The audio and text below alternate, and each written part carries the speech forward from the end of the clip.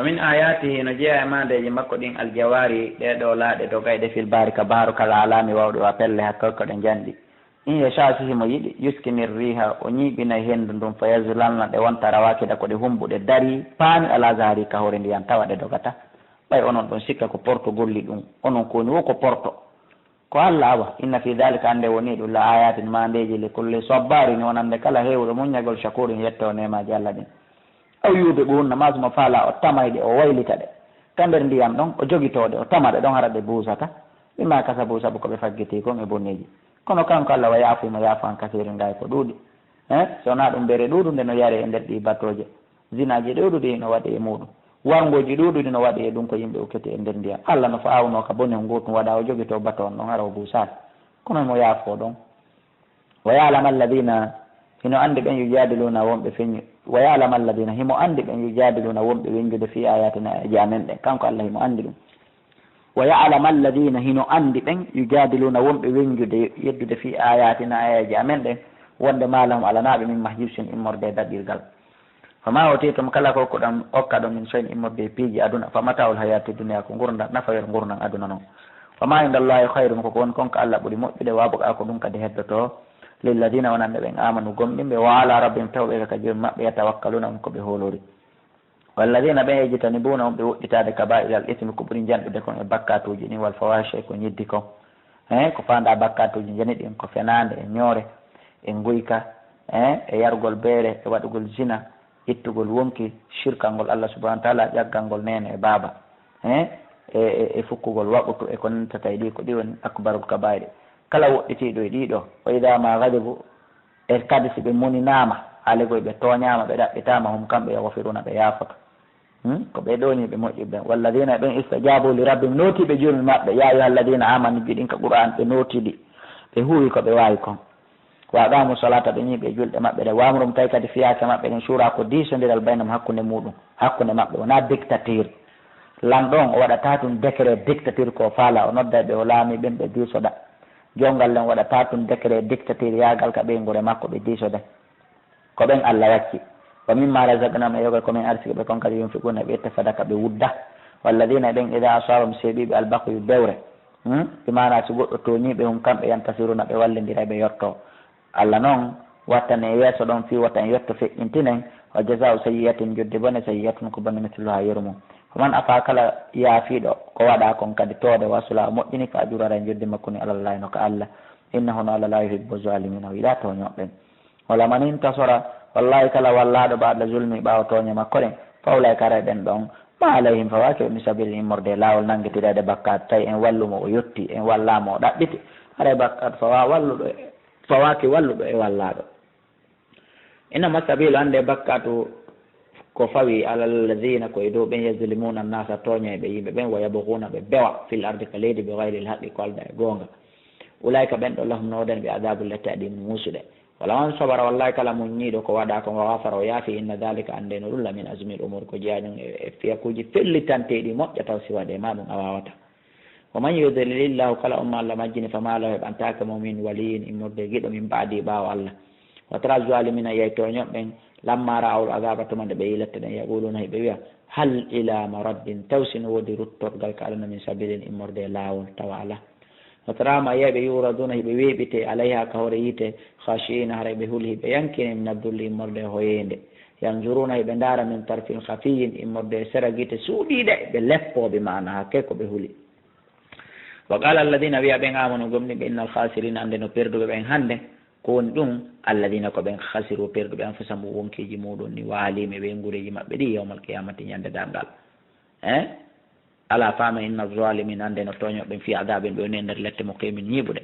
wa ma kana lahum latanake ɓe alanaɓe min awliya immorde weldiɓe yansurunahum ɓen wallaɓe min dunillahi ko hewta Allah wa man yudlilillahu kala umma Allah majjini fama lahu heɓantake mo min sabilin immorde lawol istajibu li rabbikum koni musidɓe julɓe noote joomi mon noote Allah min qabli ko adi a yati arde yawmun ñalande la maradda lahu ruttorgal alanande min Allah immorde ka Allah malakum alana on nde ñande min mal jeyni immorde takkorgal ka takke yawmadin nde ñande ka sore harana ka Allah wa malakum alana on min nakirin kadi immorde añugol notagol noddandu ɗum noote Allah ɗoyi ɗum fa in aradu si ɓe ɗurnike fama arsalnaka min neliralma alayhim e dow maɓɓe hafisan fiha renuɓe in alayka fawakima illa albalahu sowna yettingol wa innano minen ida adagna al insana simin meeɗini neɗɗo o minna immorde ka min rahmatan yurmede fariha biya o weltora nde o ɓungira nde wa in tusibum seeɓiɓe sayyi'atun bone bima qaddamat saabu konko ɓe ardidiri aydihim juuɗe maɓɓe ɗen fa inna al insana ataway wallahi o neɗɗo kafurun ko yedduɗo ko dulluɗo lillahi ko allah waɗani mulku samati laamagol kammuli ɗin wal arde e leydi ndin yahuluko himo taga ma yashau konko faala tagude yaabu himo okkali man yashau ɓen ɗo yiɗi okkude inatan ɓiɓɓe rewɓe tun wa minhum nabiyullahi lutu alayhi salatu wassalam wa yaabu himo okka kadi liman shau ɓen ɗo yiɗi okkude adukura ɓiɓɓe worɓe tun wa minhum nabiyullahi ibrahima khalilurrahman alayhi salatu wassalam aw yuzawijuhum ma himo jillidirana kadi ɓen ɓe o faala adukura non o inatan ɓiɓɓe worɓe rewɓe ɗuɗuɓe wono wa minhum muhammadun sayyidi l awalina wal akhirin alayhi salatu wassalam wa minhum abdoullahi kala aidan wa yajalu himo waɗa man sha ummo yiɗi waɗude aqiman fiɓiɗo hara o jibinta wa minhum yahya wa minhum isa alayhima aska salatu wassalam innahu no allah alimun ko anduɗo kala ko waɗi kon ko anduɗo ko noon duwira woni ɓadirun ko wawɗo okkorgol mo heɓali on ko wawnoɗo kadi fannugol heɓuɗo on wa ma kana li basharin hanana noon neɗɗo dey an yukallimahullahu nde allah yewtidata e makko hunduko illa wahayan sowona wahayu o min wara hijabin ma e ɓawo heedode aw yursila rasulan ma o nelaɗo e makko ɗum jibril fa yuhiya on ɗon wahayna noon de idini e dunga e makko macha kon ko faala wahayde innahu no allah aliyun ko towɗo hakimun ko ñeñuɗo e ñawre makko nde wa kadalika kono ni awhaynami e wahimiri ilayka faade maɗa ruhu min amrina immorde fiyake amen ma konta wona li tadirimal kitabe hiɗa anduno konno deftere ka andano koni deftere walal imanu andano ko wiyete iman adi men jannudema adi men famindema yettude allah andini en ni en nelaɗo meɗen on o andini en ɗum walakin sukon jaalnahu men waɗinde qur'anare nuran annora nahdi bihi meɗen fewnirande man nashaw momen yiɗi fewnirde min ibadina e modde jiyaɓe amen ɓe wa innaka no an muhammad la tahdi wallahi ɗa fewna ila siratin faade lal mustaqimin fewgol kono ko wonande on jaɓuɗo siratillahi lawol allah alladi on allahjo lahu tawɗo ko kanko jeema fi samati ɗenda nangal kon konga kammuli wa ma fi ladde kon kon ka leydi ala faami ilallahi ko faade ka allah ko ɗum woni tafsirul umur woni ruttorde fiyakuji ɗin suratu zukhrufi makkiyatun bisimillahi rahmani rahim ngolɗo kadi ko makkiya hamim wal kitabil mubin allah daali o wondiri nde ɗo deftere feeñude feññine kala hunde inna menen jaalnahu men waɗi nde ɗo qur'anare qur'anan jangetene arabiyan e haala arabu laallakum hino gasano taqiluna on haqqile wa inna no nde qur'anare noon fi ummil kitabe nde woni ka lawhil mahfuse go ila daynaka amen nga la aliyun ko nde towde hakkemi ñeñude nde qur'anare hinde ka nder deftere wiyetende lawhil mahfuse ka amen nga wallahi ko nde towde ko nde ñeñude bi mana ko nde konsidirande ko wiyete kon qur'anare nden ko nde townade nde goyi awa ka allah teddu towɗon ko nde konsidirande ka makko allah daal noon joni afanadribu ankum e on sikka men ɗurnoto men itta e mon addicra wajungum men ɓanta e wajungum men itta e mon hiɗon sikka safhan ka ɗurnagol on pertora on ninamani an kuntum fiitu on laatake ƴawmaniɓe musrifina feƴƴintimɓe bone min acca e waajagol on saabu ɗum min accata waajagol on saabu ɗum ko ɗon min jokkata waajungon haaja ɓon ma min jokka waajungon ɗum ha maayon hara hiɗon sali taw on heɓoyta gantoka allah menen ko ɓay min waajanoka ko ɗum haɗi min jaɓa ngal mara to ko raka qur'an musidɓe julɓe on ɓe jentade afa nadribu ankum dhikra emen ɓantay waajungum men ittangu e mon awalegoy ɗum sikka men kupay waajagol on safan ka ɗurnagol on perto on fi on woni yimɓe bomɓe aljawabu la jababu ye on ko oye allah accata o ittata waajungo koye nder ɗum woɓɓe jaɓata wa kam heewi arsalna ko min neli min nabin immorde annabajo ko adima mouhammadou fil awwalina ko ɗum woni e ɓeɗo aditiɓe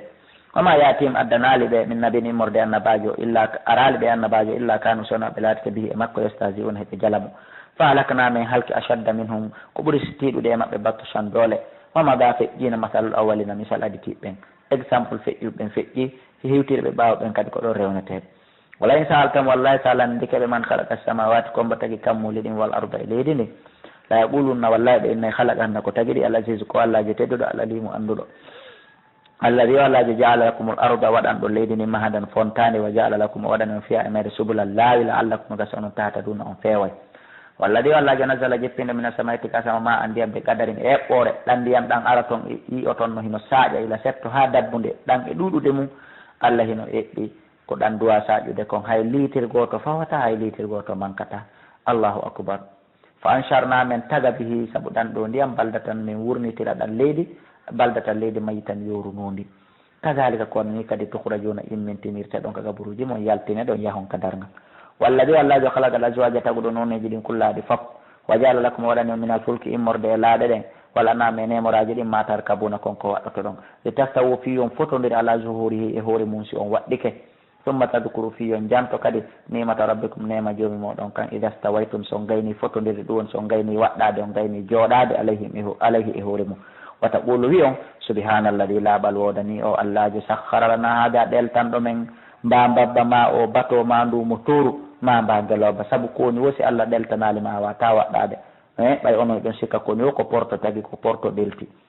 wama kon namen wonali menen tun lahu o bato lahu ma ndumo toru lahu ma mba mbabba ma mba geloba mais wonali moɓɓore mina komin wawnoɓe ɗeltude ɗum ɗo min jogano hoore amen wa innano menen ila rabbina ko faade ka joomi amen lamun qalibuna woni komin waylitotoɓe mana min jippoyi e voyage on womin maayi ka hoore lawol wo fo imon ko Allah subhanahu wa taala ko waɗi so nelaɗo Allah sallallahu alayhi wa sallam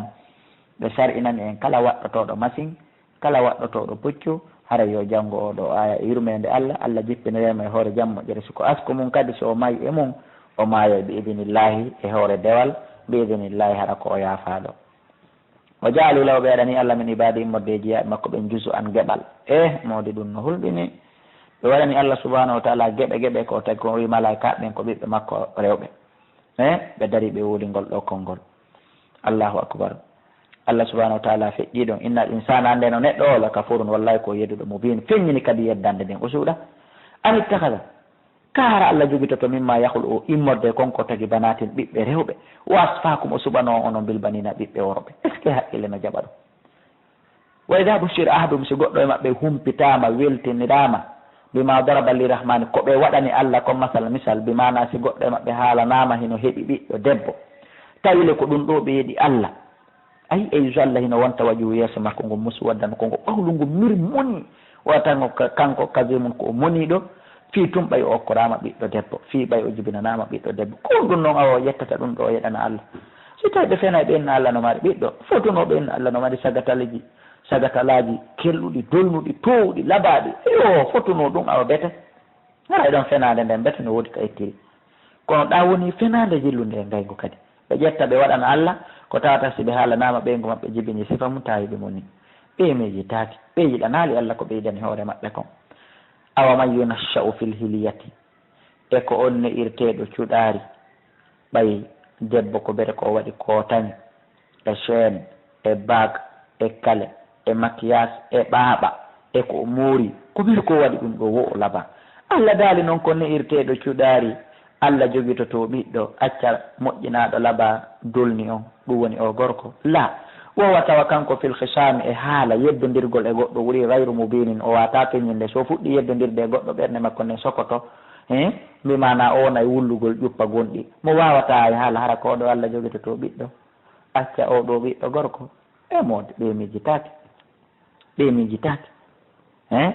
Allah subhanahu wa taala feƴƴi jogagol ɓiɗɗo tawɗo ko tuma o cuɗori kanŋe kaje si o laabe hay haala o gaynata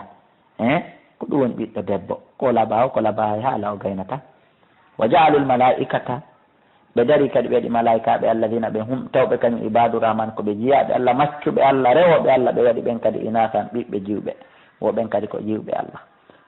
a shahidu eɓe seedino halqamu tagugol ɓe malaikaɓe waɗa ɓe jiwɓe si tawi ɓe inni haalan ɓe awa sa tuktabu shahadatu seede yagal maɓɓe ngal windete wa yasaluna ɓe landitoyte ɗum ñande darngal yoɓe sifo kon no feƴƴiri wa gaali ɓenni law sha arrahmanu so Allah no yiɗinoma abadanahum minen mi rewatano ɗi sanamuji kala ko yiiɗa waɗi ko Allah muuyi o bone on jonnitataki Allah mo yari weere na Allah muuyi fus mo waɗi zina na Allah muuyi